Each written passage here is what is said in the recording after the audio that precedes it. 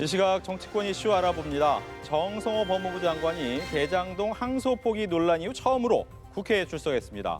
오전 예산결산특별위원회, 오후 법사위 일정까지 이어지며 여야의 공방이 정면으로 부딪히고 있습니다. 정 장관은 항소 포기를 지시하거나 반대한 사실이 없다고 말했고, 장관 사퇴를 주장하는 야당을 향해서는 정치 보복적인 수사 하나 때문에 장관이 책임지고 사퇴하는 것은 바람직하지 않다며 물러설 뜻이 없음을 시사했습니다. 민주당은 검찰 내부의 항명 사태를 국기 문란으로 규정하고 정치 검사들을 엄벌해야 한다고 목소리를 높였습니다. 국민의힘은 국회에서 규탄 대회를 열고 정성호 법무장관과 노만석 검찰총장 대행의 사퇴를 촉구했습니다. 관련 이슈 살펴보겠습니다.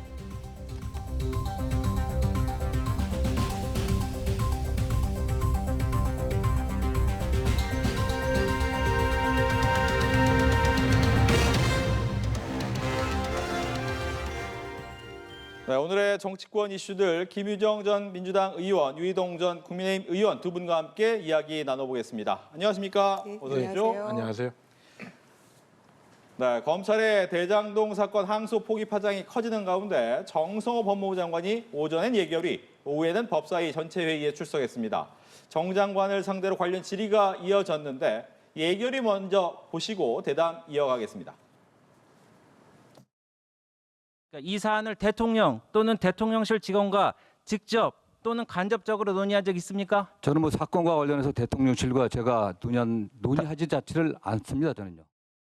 장관님, 이 모든 책임을 지고 사퇴하셔야 된다는 국민적인 여론이 있고 의견이 있습니다. 이에 대해서 본인의 입장을 밝혀주십시오. 뭐 제가 어떻든 뭐 정치적 책임을 저는 회피할 생각이 없습니다. 다만 검찰이 처리한 수많은 사건의 일부입니다. 저는 개인적으로 전 정권 하에서 일종의 정치보복적인 어떤 수사 하나 때문에 장관이 이걸 책임지고 사퇴하는 것은 바람직하지 않다고 보고 있고요. 제가 할 일은 표적 수사, 조작 수사로 일관했던 사건이 본인들이 원하는 방식으로 결과가 나오지 않자 친윤 검찰 라인 전체가 지금 반발하고 있습니다. 검찰의 항소 포기 사례가 장관님 전에도 있었죠. 문제가 나갖고서 항소 포기한 사례는 많이 뭐 적잖게 있습니다. 예. 가장 최근에도 국민의힘의 당대표인 장동혁 의원에 관련해서도 공직선거법에서 1심에서 100% 무죄 판결이 났습니다. 그러나 항소하지 않았습니다. 네, 이 정성호 장관이 검찰 항소에 반대한 적 없다. 또 이진수 법무차관에게 지시 내린 적도 없다. 대통령실과 상의하지도 않다. 따라서 항소 포기의 외압은 없었다라고 이야기를 했습니다. 어떻게 들으셨습니까? 엊그제 정성호 장관이 출근길에서도 비슷한 취지로 한 20여 분간 격정 토로를 했었죠. 그때도 일관되게 지금 오늘 예결위에서 했던 얘기하고 같은 얘기를 했습니다. 그리고 대검에서 보고 왔을 때 통상 장관이 의견 얘기할 수 있는 거죠. 그런데 소위 장관의 어떤 수사 지휘라는 것은 서면을 통해서 이루어지는 명백한 어떤 형식적인 부분이 갖춰져야 되는 건데 이 중요한 사건에 대해서 신중하게 선택해라라는 그 한마디 때문에 검찰이 그렇게 판단을 했다라는 것은 좀 과도한 해석이 아닌가 이렇게 생각을 하고요. 그런 점에서 신중하게 하라고 했다. 그리고 용산과 전혀 의논하지 않았다. 그리고 나는 항소 반대하지 않았다라는 일관된 얘기를 하고 있기 때문에 저는 뭐 정성호 장관으로서는 할 얘기를 한 게 아닌가 이렇게 생각을 하고요. 또 특히 5명의 어떤 피고인 중에서 2명은 검찰의 구형보다 높은 형이 나왔고 나머지 3명에 대해서도 대금 예규에 부합하는 그런 2분의 1 이상의 형이 나왔기 때문에 만약에 이거를 왜 항소를 안 했냐라고 했을 때도 지금까지 어떤 근거 규정에 어긋나는 그런 또 조건들은 아니기 때문에 할 말은 있다 이렇게 판단을 합니다. 그래서 검찰에서 왜 이런 식으로 선택적으로 항명하는가 이 부분에 대해서 오히려 저희가 문제 제기를 하고 싶은 부분이 있는 거죠. 네, 정성호 장관 항소 포기 외압은 없었다라고 일관적으로 이야기를 하고 있습니다. 여기에 대해서 어떻게 들으셨는지?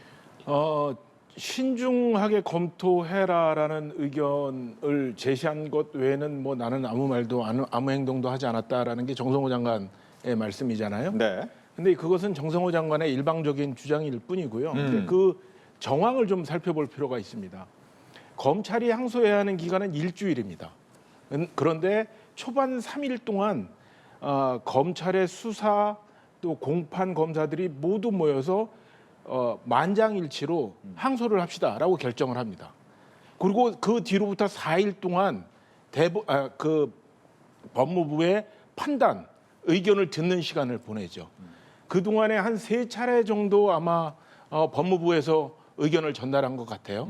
그러니까 이미 검찰은 항소로 의견을 정했는데 신중하게 검토하세요. 그러고 대답을 안 주고 어떤 판단도 안 내려주면서 4일을 기다렸다. 그게 외압 아니고 뭐죠? 그리고 법무부 차관이 3가지 대안을 주면서 그 3가지 대안 중에 하나를 선택하시오.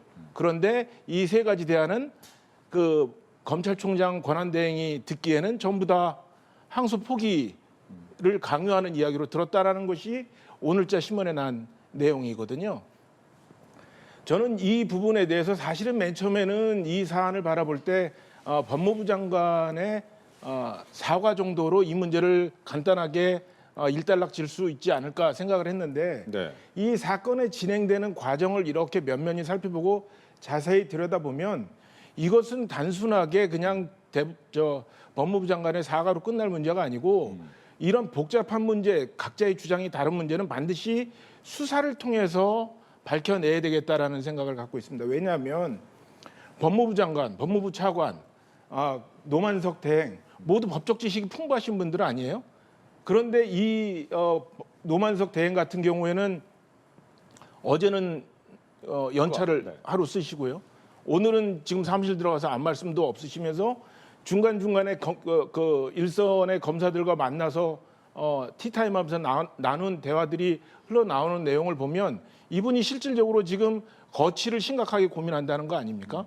그러니까 아무런 내용 없이 검찰총장 대행이 거취를 심각하게 고민할 정도라면 저는 이거는 뭐 단순하게 각자의 주장을 들어서 문제를 해결할 문제가 아니라 이것은 반드시 수사를 통해서 해결을 해야겠다라는 생각을 갖고 있습니다. 네, 이진수 법무부 차관이 얘기는 했어요. 한 차례 통화했다. 검찰총장 대행과. 그리고 이것은 수사지휘권이 아니다라는 걸 명확하게 얘기를 했다라고 또 얘기를 했단 말이죠. 하지만 앞서 얘기했지만 선택지 얘기를 좀 하는 또 흘러나온 얘기가 있으니까 이것도 과연 어떻게 봐야 되는지 궁금합니다. 그러니까 이런 상황에 도달하고 보니까 노만석 대행하고 이진수 차관 사이에 그 통화 내역이라도 좀 녹음이 됐으면 참 좋았겠다. 가지고 있었으면 좋겠다. 이건 진실공방처럼 돼버렸잖아요. 이진수 차관은 그런 얘기 한 적 없다라고 얘기를 하고 있기 때문에. 그런데 노만석 대행은 사실상 듣고 보니 선택지는 다 항소 포기하라는 거더라. 이렇게 얘기를 하고 있잖아요. 그래서 저는 이 노만석 대행이 지금 함량 미달이라고 저는 생각합니다. 몸에 맞지 않는 옷을 입고 어쩔 줄을 몰라 하고 있는 정치검찰의 모습을 저는 보는 듯해요. 자, 왜냐하면 검찰총장하고 이를테면 중앙지검장 사이에 이견이 있다면 최종 판단은 검찰총장이 하는 겁니다. 그런데 중앙지검장은 나중에 내 의견은 달라요 하고 사표 냈잖아요, 지금. 그러면은 검찰총장이 하루 연가내고 지금 쉬고 오늘 아침에 나오는 길에 본인이 소신껏 당당하게 의견을 얘기해야 된다고 저는 생각합니다. 왜냐하면 정성호 장관은 지금 일관되게 얘기를 하고 있고 본인은 노만석 대행은 법무부, 용산 얘기 꺼내고 연가내고 하루 쉬는 사이에 왜 언론 플레이를 합니까? 그 말을 아껴서 오늘 아침에 출근길에 명확하게 본인의 입장을 밝혔어야 된다고 저는 생각하거든요. 그리고 중앙지검장하고 협의했다고 하더니 본인은 힘들었다라고 얘기하면서 본인의 소신은 뭡니까? 항소 포기입니까? 항소하려고 했는데 뭐 어떻게 됐다는 겁니까? 명확하게 입장조차 밝히지 못하는 이 노만석 대행의 모습 굉장히 무책임하다고 생각됐고요. 그런 점에서 어제 보도였나요? 그러니까 항소 시한 만료 1시간 전인가? 본인이 일단 판단해서 항소 포기한 거 아닙니까? 대검에서도 일부에서 항소하는 게 실익이 없다라는 의견도 있었다. 그래서 최종 판단한 것이다. 이렇게 얘기를 또 했어요. 그렇다면 본인 책임하에 검찰총장이 항소 포기한 것인데 왜 여기저기 탓하면서 마치 뭔가 있어서 그런 것처럼 이렇게 표현하는 거죠. 또 본인이 그렇게 느꼈다면 당당하게 얘기를 하는 게 맞지 않겠습니까? 이런 혼란을 줘서는 안 된다고 생각합니다. 예. 저는 이 사건은 되게 단순화해서 볼 수 있을 것 같아요. 일반적으로 이런 사건이 벌어졌는데 지금 이 대장동 사건에서 이재명 대통령의 이름을 빼고 한번 생각을 해보자고요. 그러니까 일반적으로 어떤 민간 업체들이 관과 결탁을 해서 수천억 원의 불법 부당 이익을 거두고 지금 이 문제가 됐는데 검찰이 항소를 포기했다라고 했을 때 지금 민주당의 반응이 지금처럼 나왔을까요? 지금 정성호 법무부 장관의 반응이 지금과 같았을까요? 절대 그렇지 않았을 거라고 봅니다. 지금 대장동 이 일당 5인의 1심 판결문에 보면 이재명 대통령의 이름이 390번이 등장한다는 거예요. 그리고 유동규라는 사람은 민간업자와 성남시 수뇌부 사이를 연결해주는 중간 관리자라고 판시를 해놨거든요. 그러니까 지금 이 상황이 일반적으로 이해할 수 없는 상황이기 때문에 저희가 외압을 이야기하는 것이지 지금 이재명 대통령과 관계되지 않았는데 이 문제를 외압을 했느니 뭐 말았느니 아마 검찰도 그런 결정을 하질 않았을 거예요. 그리고 법무부에서도 그런 부정적인 의견으로 항소 포기를 강요하지도 않았을 겁니다. 지금 이 부분에 대해서 얘기를 해야 되는 것이고 또 특히 민주당한테 묻고 싶은 것은 그래서 항소 포기를 잘했다는 겁니까? 못했다는 겁니까? 항소 포기를 통해서 국민들에게 실질적으로 돌려드려야 되는 그 범죄 수익의 상당 부분을 지금 놓치게 생겼는데 이것을 잘했다는 건가요? 못했다는 건가요? 저는 이 부분에 대해서 이야기를 해야 된다고 생각합니다. 네. 지금 수익 환수 부분도 얘기를 하셨으니까 즉 한 7,800억 원 정도 이르는 수익이 범죄 수익금의 환수가 과연 될 것이냐라는 부분에 대해서 국민의힘 입장에서는 이거 할 수 없다. 왜냐하면 1심에서 이제 무죄 부분도 나오고 민사로 추징한다는 것도 굉장히 어렵다라는 것이 이제 이야기고 민주당 입장에서는 아니다. 이것도 다 추징 가능하다라고 얘기를 하고 있습니다. 이 부분이 좀 차이가 많이 나니까 여기에 대한 얘기도 듣겠습니다. 우선 좀 정리해야 될 부분은 검찰에서 구형했던 7,800억을 이제 전체를 다 범죄 수익으로 본 것, 그건 아니다라고 1심 법원에서 판단을 내렸죠.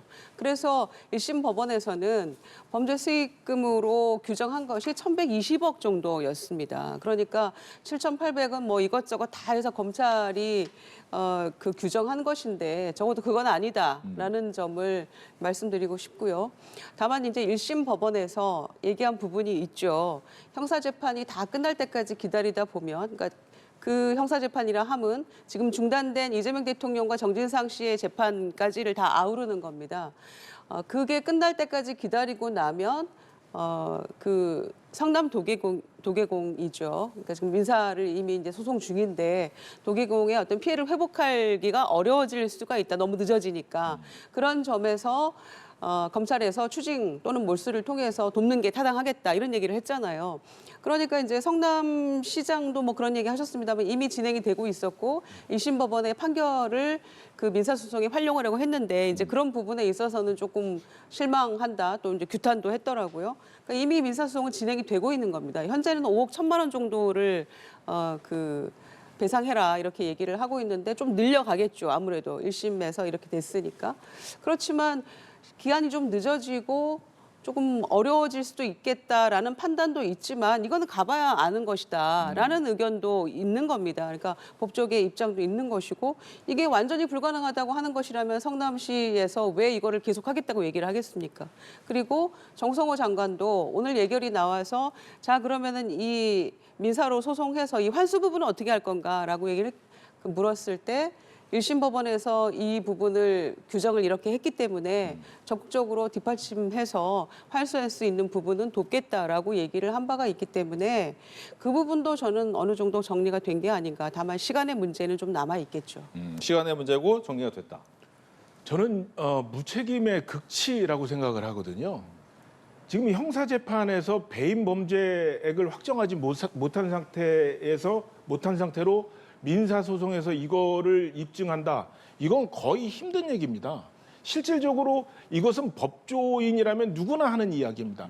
오죽하면 1심 판결문에도 방금 의원님이 말씀을 하셨습니다만 이것을 판시를 해놨어요. 현재 피해자 공시의 재산반환 청구권 또는 손해배상 청구권 행사 등 피해 회복 조치는 심히 곤란한 상태로 보이는 바 이 뒤늦게나마 피해 회복 과정에 국가가 개입하여 범죄 피해 재산을 추징한 다음 이를 다시 피해자에게 환부하는 조치를 취함으로써 신속한 피해 회복을 도모할 필요성이 크다. 이래서 2천억 원의 상당한 부분을 이렇게 가다놓은 거였거든요. 근데 지금 1심에서 끝나고 항소를 못하는 바람에 지금 이 사람들한테 최대의 추징 금액은 한 470여억 원 정도로 한정이 된 겁니다.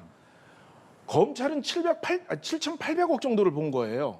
그런데 이 1심의 결과가 한 400여억 원 정도가 나온 거죠.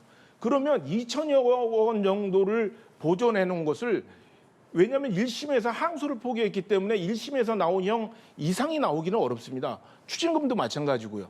그러면 470여억 원 밑으로 추징될 수밖에 없다는 건데, 그러면 2천억 원을 모아놓은 것을, 보존해 놓은 것을 이제 이 사람들이 마음대로 처분을 해도 470여억 원을 제외한 나머지 돈을 처분해도 막을 방법이 없는 겁니다. 그러면 이 판결문에도 나왔지만 지금 정진상 씨 재판이 진행되고 있고 이재명 대통령에 대한 재판은 중지되어 있고, 그래서 이게 민사가 되려면, 이 형들이 확정이 되고 민사가 되려면 이게 20년이 걸린지 30년이 걸릴지 모르는 상태에서 시간이 문제다, 언젠가는 이게 해결이 되겠다, 어떻게 해결이 됩니까? 확보해놓은 돈조차도 날려버린 상황에서 이것을 민사로 돈을 받겠다라는 것은 정말 법을 아시는 분들이 이런 말씀을 하시면 저는 안 된다고 봅니다. 네, 썰 반론. 아까 말씀드린 것처럼 그 1시간 남겨놓고 항소 포기했을 때 대검에서도, 그러니까 마치 전체 검찰의 의견이 이건 반드시 항소 가야 된다라는 것처럼 지금 여기저기 각급의 검사들이 의견을 내고 있는데 대검에서도 이거 항소 가봐야 실익이 없다. 1심과 똑같은 형태로 나오거나 더 축소되면 어떻게 하죠, 그때는? 그러니까 그런 우려를 했다라는 거죠. 그러니까 지금 7,800억이 범죄 수익금이다 이렇게 얘기했는데 1심 법원은 그걸 인정하지 않았습니다. 일단.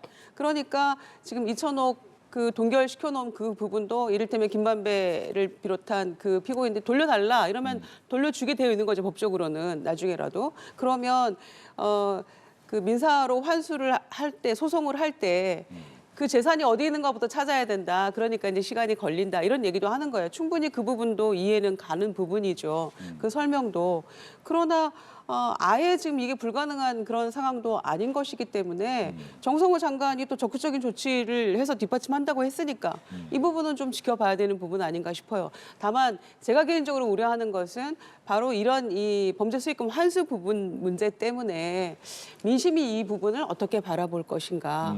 거기에는 저는 개인적으로는 조금 우려하는 부분은 있죠. 네, 지금 항소 포기나 아니면 수익금 환수나 이 부분도 문제가 되고 있지만 또 하나는 정치권에서 이 검찰 개혁과 관련해서 어떻게 바라보느냐의 문제도 이어지고 있습니다. 특히 이제 오늘 정청래 대표가 직접적인 발언도 했는데 정청래 대표의 발언도 듣고 이야기를 나눠보겠습니다. 일부 정치검사들이 지금 왜 소동을 벌이고 있습니까? 증거 조작, 조작 기소, 별건 수사, 협박 수사 등이 드러날까 봐 두려운 겁니다. 불법 수사, 봐주기 수사했던 검사들이 오히려 수사 대상이 되니까 겁먹은 겁니다. 겁먹은 개가 요란하게 짖는 법입니다. 조작 기소된 사건은 공소, 취소해야 하고 그 조작에 대해 엄중히 수사하고 엄벌에 처해야 합니다. 민주당은 국정조사, 청문회, 특검 등 가능한 모든 수단을 동원해 그 과정에서 불법, 위법이 드러난 검사들에 대해 사법 처리하겠습니다. 네, 지금 정청래 대표 같은 경우에는 사법 처리 얘기하면서 검사장의 평검사 강등 법령 개정 이런 얘기도 있었고요. 또 김병희 원내대표는 검사도 일반 공무원처럼 해임 파면할 수 있는 검사징계법 폐지에 대한 이야기까지 했습니다. 즉, 이 부분에 대해서 검찰의 집단 반발이다라고 보고 있고 여기에 대해서는 강력한 대응 카드를 꺼내 들었습니다. 이유는 어디 있습니까? 사실 저희가 최근에 가장 놀랐던 장면은 남욱 변호사가 정진상 씨 재판에 가서 그 진술했던 그 대목이잖아요. 검사의 어떤 협박 수사를 짐작하게 하는 그런 대목이었잖아요. 배를 가르겠다라고 했다랄지. 그다음에 압수수색 과정에서 확보된 그 영장에 적시되지 않은 사진이나 이런 것들은 즉시 폐기 처분을 해야 되는데 아이들 사진을 보여주면서 그런 협박 아닙니까? 그러니까 이제 그런 부당함에 대해서 눈물 흘리면서 이제 진술을 한 바가 있는데 그런 것들을 포함해서 지금 특히 이제 대장동 수사팀은 1기와 2기 팀이 있었잖아요. 그런데 2기 수사팀에서 막 증거를 확보하고 제시한 것들을 재판부에 상당 부분 받아들이지 않은 것도 있었고 공소장 변경해라 이렇게 요청한 바도 있었고 그래서 그 수사가 과연 제대로 된 것이냐 이런 식으로 협박하고 또 조작되고 증거 조작하고 이런 부분들에 대한 이제 우려가 담긴 것이고요. 그래서 사실은 일반 공무원과 마찬가지로 파면할 수 있는 그런 검사도 파면할 수 있는 법을 적용하는 게 맞다. 그래서 검사징계법은 파면이라는 징계 조항이 없기 때문에 그건 폐지하고 일반 공무원법에 준해서 검사 징계를 하는 게 마땅하다라는 이제 그런 의견들이 나오고 있는 거라서 이게 이제 검찰청법에 따라서 검사는 탄핵할 수 있고 그런데 그것도 헌재까지 가야 되잖아요. 저희가 작년을 생각하면 검사 왜 이렇게 탄핵시키냐 뭐 이러면서 그게 심각하게 문제가 있는 것처럼 했지만 방법이 없어서 그런 겁니다. 사실은 검사 그 징계법에는 파면이라는 조항이 없어서 아무리 잘못해도 헌재까지 가야 되고 또는 뭐 금고 이상 형을 받아야 되고 이런 까다로운 조건들이 있었기 때문에 공무원과 마치 다른 직위에 있는 것처럼 특혜받은 그런 어떤 부류의 공무원인 것처럼 문제가 있었기 때문에 이런 얘기들이 나오고 있어서 법사위에서 빨리 처리해라 이렇게 요구하고 있는 것이고요. 또 한 가지는 지금 이런 모습이 아까도 말씀드린 것처럼 굉장히 선택적인 항명처럼 느껴진다는 겁니다. 누누이 말씀드린 것처럼 지난 정부에서는 디올백이나 도이치 주가 조작 혐의나 이런 거 다 검사들이 아예 핸드폰 제출하고 황제 수사하면서도 뭐 악소리도 못했던 거 아닙니까? 그런 거랄지. 전대미문의 구속 취소랄지 이런 부분에 있어서도 지금 그때 구속 취소 시간으로 계산했던 뭐 거의 법을 창조하는 수준에 적용을 했습니다만 그 뒤로 지금 검사들 수사하면서 어떻게 적용하고 있어요? 시간으로 적용합니까? 안 하고 있잖아요. 그런 상황에서도 침묵하고 있던 검사들이 마치 전 정권의 그 대통령 부부의 호위무사 내지는 마치 그 해결사인 것처럼 그렇게 모습을 보이다가 항소 포기가 법적으로 지금 잘못된 부분은 사실은 없어요. 그런데 이걸 가지고 다 들고 일어나서 이런 모습 보이는 것은 굉장히 부당하다. 집단적으로 항명하는 것이다. 그런데 거기에는 아까 말씀드린 것처럼 그런 협박 수사나 이런 부분들에 대한 본인들의 잘못이 있기 때문에 재발저리는 어떤 모습이 아니냐 이런 그 판단인 것이고요. 그래서 당 지도부에서 이런저런 검찰청 폐지 그다음에 후속 조치 1년간 하기로 돼 있습니다만은 그것과 더불어서 이런 개혁도 아울러서 완성되어야 한다라는 그런 의견인 것이죠. 네, 선택적 항명을 하고 있는 검찰을 향해서 초안경 카드를 꺼내 든 것이다. 그 뭐 겁먹은 개 말씀하셨는데요. 제가 보기에는 오히려 겁먹은 개는 민주당과 대통령실이 아닌가 생각을 합니다.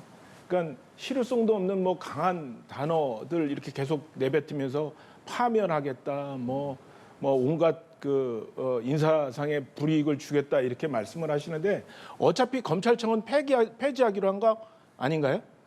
검찰로서의 지위는 계속 이어가기는 어려운 거 아닙니까? 그러니까 그 과거에 검찰이 잘못했다고 해서 이번에 잘못한 것을 그럼 봐주자는 얘기인가요? 그러니까 과거에 잘못했으니까 그 잘못을 계속 하라는 얘기입니까? 그러니까 항명이고 무고를 떠나서 저는 죄를 졌으면 징계를 받아야죠. 근데 한 가지 꼭 묻고 싶은 건 뭐냐면 이번 항소 포기로 인해서 7,800여 원이라는 추징 금액이 단 6%, 470억 정도로 줄어들었어요. 그리고 유동규 씨 같은 경우에는 형량이 1년 늘었다고 하는데 실질적으로 이 범죄의 민간의 주체가 됐던 김만배, 남욱, 정영학 등은요.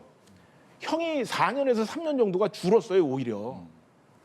그러면 이런 민관이 결탁해서 대규모 잘못을 한 것을 그 부당이익을 찾아오겠다고 노력하는 것이 항명입니까? 저는 그걸 여쭙고 싶어요. 그러니까 지금 이게 검찰이 대장동 범죄를 저지른 게 아니잖아요. 대장동 범죄를 저지른 범인들을 잡아가지고 죄를 묻고 있는 과정 아닙니까? 그래서 그래 과거에 검찰이 잘못했다고 칩시다. 지금 개가천선에서 범죄자한테 제대로 그 죄과를 묻겠다는데 그게 잘못됐다는 겁니까? 저는 그걸 이해할 수가 없어요. 그래서 그 사람들은 겁먹은 개라 지금 이렇게 떠든다고 그 사람들을 뭐 파면시키는 법을 만든다는 게 지금 집권 여당의 대안입니까? 그 검찰에게 파면을 하면 그 날라갔던 추징금들이 돌아옵니까? 저는 본질을 좀 직시했으면 좋겠습니다. 아니, 그러니까 문제는 이 검찰에서 항소장을 냈으면 됐거든요. 장관도 반대하지 않았다라고 얘기를 하고 있고 항소장을 냈으면 되는데 과거에 그렇게 그 불의에 침묵하던 했던 그 결기로 불의에 침묵했던 그 결기로 이번에 항소장 내고 징계받을 각오했으면 되는 거 아닙니까? 이를테면 본인들이 외압에 의해서 우리는 이걸 입 다물어야 돼라고 느꼈다면 그래서 검찰총장 대행이 매우 비겁하다는 말씀을 드리는 거예요. 전직 검찰총장이 이렇게 얘기했다는 거 아닙니까? 아니 그게 수사 지휘처럼 느껴졌다면 서면으로 수사 지휘 해달라. 그게 공식적인 형식 아닙니까? 형식을 갖춰주세요 하든지 아니면 본인 책임하에 항소를 하는 게 맞았다. 또 이문정 검사장 같은 경우도 본인 예전에 그 상부의 명을 제대로 따르지 않았다는 것 때문에 징계 받았잖아요. 이문정 검사장도. 그러니까 본인의 경험들이 있는 분들이 그런 얘기를 하고 있는 겁니다. 그러니까 누구 한 사람이라도 그냥 항소장 냈으면 됐다. 그런데 그 정도의 어떤 그 결기도 없으면서 나중에 끝나고 나니까 누구 물러나라 이거는 뭐다라고 이렇게 하는 것. 그리고 바로 몇 달 전에 불의에 눈 감았던 그들의 모습이 굉장히 이게 초현실적인 모습이라는 거예요. 제가 보기에는. 그러니까 과거에 그렇게 했던 그 모습처럼 네. 일관성을 유지를 하든지 그러니까 그게 바로 정치검찰의 모습이라는 거 아닙니까? 그러니까 알겠습니다. 이 노만석 대행의 모습이 저는 가장 문제가 있다고 생각해요. 아니 그 노만석 검찰 대행도 지금 이재명 정부에서 임명을 한 분이고요. 이 분이 지휘를 따라야 되는 사람이 검찰총장 대행이 지휘를 따라야 되는 사람이 법무부 장관입니다. 그러면 법무부 장관이 설사 검찰이 항소를 포기하려고 하더라도 수사 지휘를 해서 항소를 포기하지 못하게끔 하는 것이 지금 법무부 장관이 해야 되는 일인데 지금 법무부 장관의 입장은 항소 포기를 잘했다는 거 아닙니까? 그래서 추징금 날라간 게 잘된 일이라고 주장을 하시는 거잖아요. 그러니까 그 왜 부드럽게 할 수 있는 것을 말을 제때 잘 못 알아듣고 이 사단을 일으켜서 니네가 이 문제를 복잡하게 하느냐. 그러니까 검찰을 징계하겠다는 거잖아요. 저는 검찰을 주둔할 생각은 없습니다. 검찰이 잘못한 게 많고 검찰이 그에 대한 대가를 받아야 된다는 것에 대해서는 동의를 합니다. 그런데 지금 이 문제는 검찰의 잘잘못을 따질 문제가 아니라 대장동 범죄 일당의 그 죄가를 정확하게 물어야 되는데 그것을 지금 정치 검찰뿐만 아니라 정치 장관, 정치 차관 때문에 지금 이 길이 가로막혔다는 것을 저는 이야기를 하고 있는 겁니다. 한 가지 알겠습니다. 분명한 네. 건 공식적으로 정성호 장관은 수사 지휘를 한 바가 없습니다.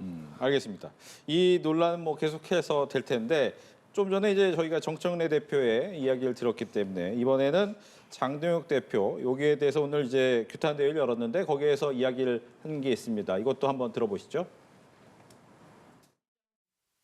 결국 이 항소 포기는 대통령을 위한 정성호에 의한 노만석의 항소 포기인 것입니다. 법에 예외가 있다면 법 앞에 예외가 있다면 그 사람은 독재자일 것입니다. 법 위에 있는 사람이 있다면 그 또한 독재자일 것입니다. 그래서 이재명은 독재자입니다.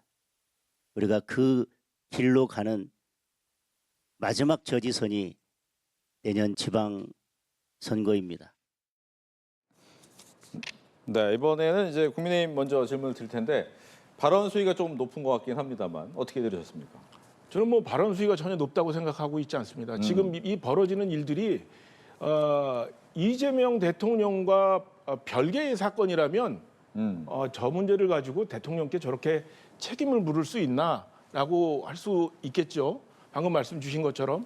하지만 지금 이것의 직접적인 이해 당사자는 이재명 대통령입니다. 그리고 이것이 전례 없는 항소 포기라는 결과로 나왔고 앞서 말씀 주신 것처럼 수사 지휘는 하지 않았다지만 차관을 통해서 충분히 했다는 증거는 있고요. 그것을 아니라고 주장할 뿐이지 그것을 국민들은 충분히 의심할 수 있고 야당 대표라면 당연히 문제 제기를 할 수 있는 내용이라고 생각을 합니다. 네, 당연히 할 수 있는 이야기다라고 얘기를 하셨고 어떻게 들으셨습니까? 그러니까 신중하게 판단하라는 장관의 이야기가 대통령이 한 얘기는 아니잖아요. 그리고 대통령실에서도 우리 그런 거에 관여할 만큼 한가하지 않다.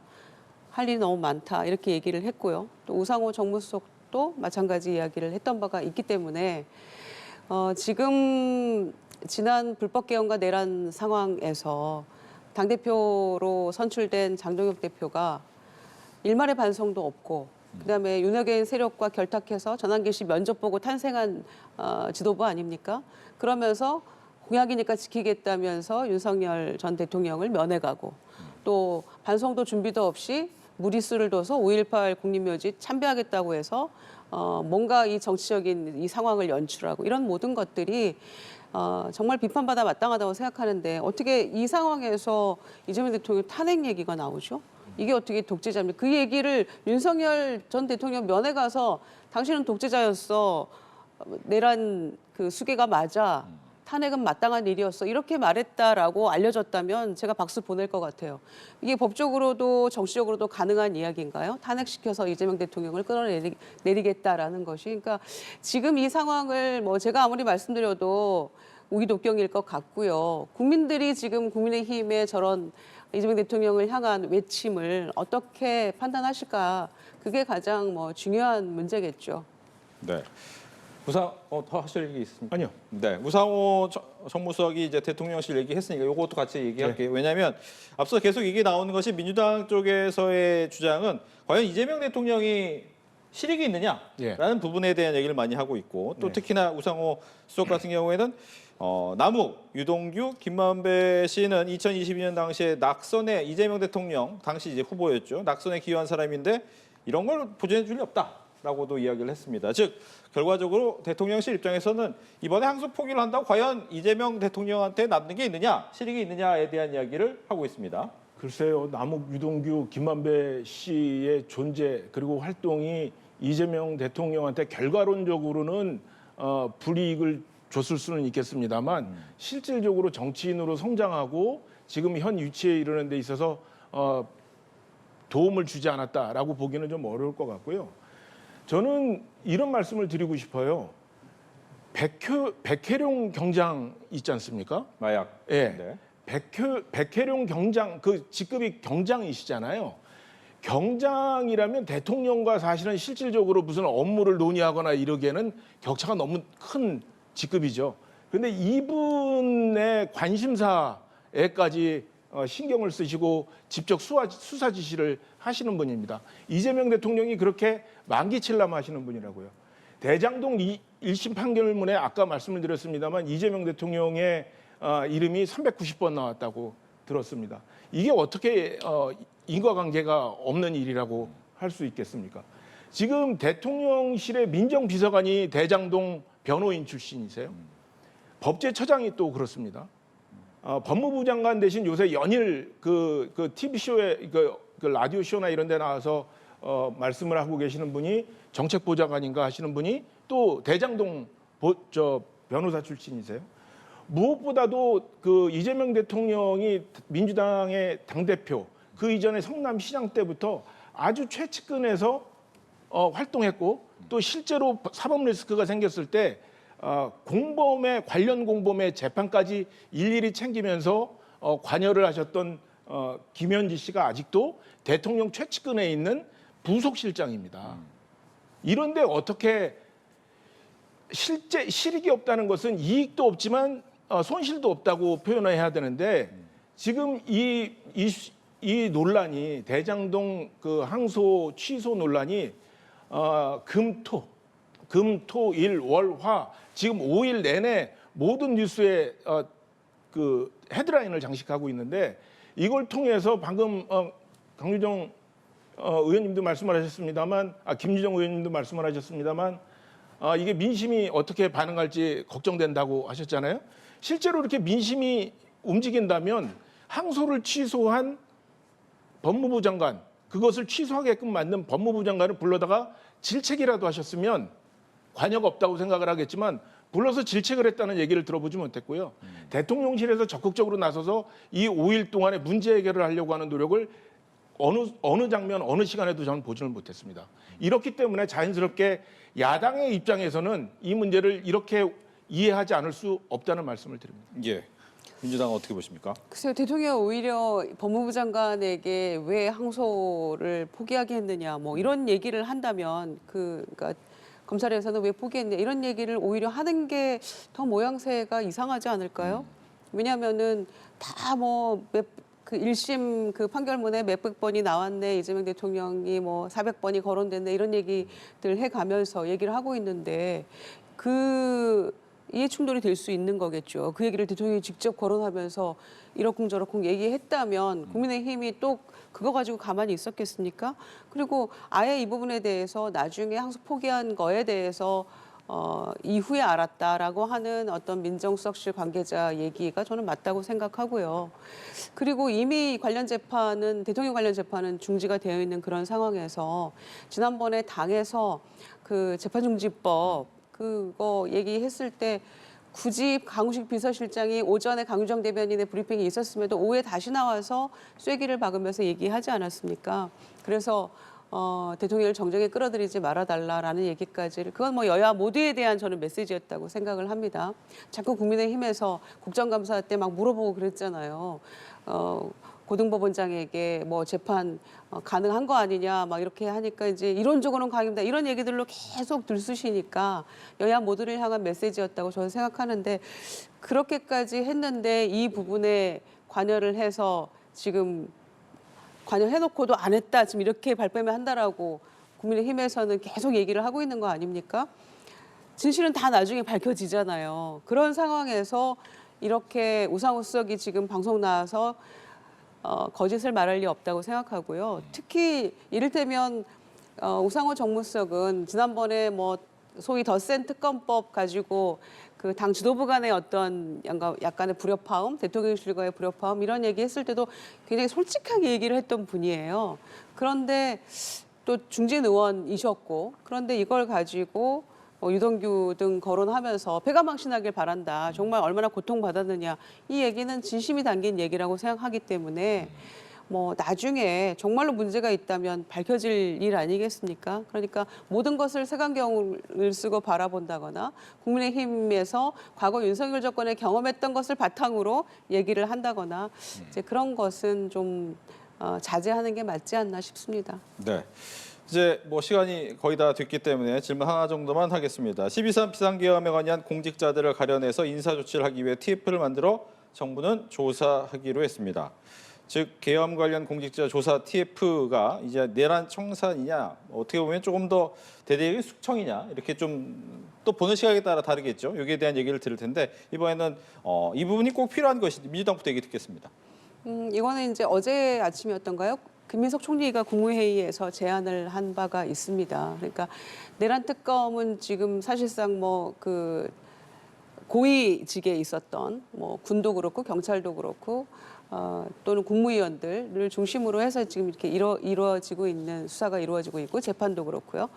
그런 상황인데 공직사회 내부에서는 지금 이 계엄 전후로 이 상황에 대해서 상당히 그 이견이 분분한 것 같다라는 그런 얘기가 있는 것 같아요. 그래서 김민수 총리가 보건대 네. 특히 인사 승진에 관한 문제랄지 인사에 관련한 문제여서 여기저기서 얘기가 나오지 않습니까? 국방부나 뭐 군 관계자나 또 경찰을 통해서 분명히 뭔가 가담한 것 같고 문제가 있는데 승진의 대상에 올랐다거나 승진을 했단다 이런 얘기들에 있어서 상당히 이제 공평성, 공정성을 해치는 그런 이야기들도 나오고 있기 때문에 네.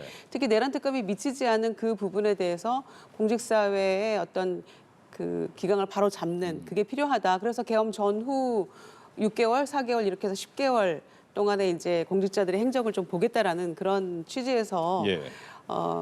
헌법 수호 정부 혁신 TF를 만들어서 근데 이게 중요한 거는 자꾸 문재인 정부 적폐청산위원회처럼 막 그렇게 길게 뭔가 이게 끌어가는 거 아니냐 네. 정치적인 목적까지 그건 아니고요. 한 2달여 동안 짧고 굵게 이렇게 해서 가려내겠다는 거죠. 억울한 사람이 없도록 하겠다라는 것이고, 알겠습니다. 예, 그런 차원인데요. 이제 문제는 핸드폰까지 본다는 그 부분에 있어서 많은 우려가 있는 것 같은데 그거는 조금 매우 섬세하고 네. 공정한 원칙을 세워서 해야 되지 않나 싶습니다. 알겠습니다. 아니 계엄에 관여했고 그게 밝혀졌으면 파면을 시켜야지 그거를 승진에 불이익을 준다는 게 말이 됩니까?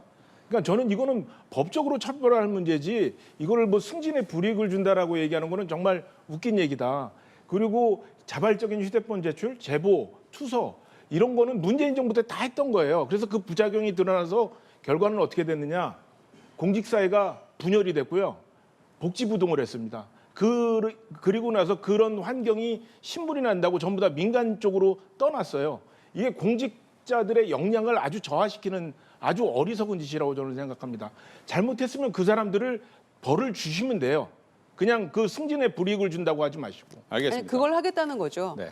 알겠습니다. 이렇게 예, 해서 내란 가담자가 승진하는 일은 없도록 만들어야 된다는 게 이 TF의 취지이거든요. 승진이 아니라 그 사람들은 처벌을 받아야 된다고, 법적인 처벌을. 여러 가지 디테일한 미묘한 부분들이 있는데요. 네. 시간 관계상 다 말씀 못 드리는 게 조금 억울한데요. 알겠습니다. 시간 관계상 저희가 많은 얘기를 더 듣지 못해서 다음에 한번 더 모시고 이야기를 나눠보겠습니다. 김유정 전 민주당 의원, 유희동 전 국민의힘 의원 두 분과 함께했습니다. 오늘 잘 들었습니다. 고맙습니다.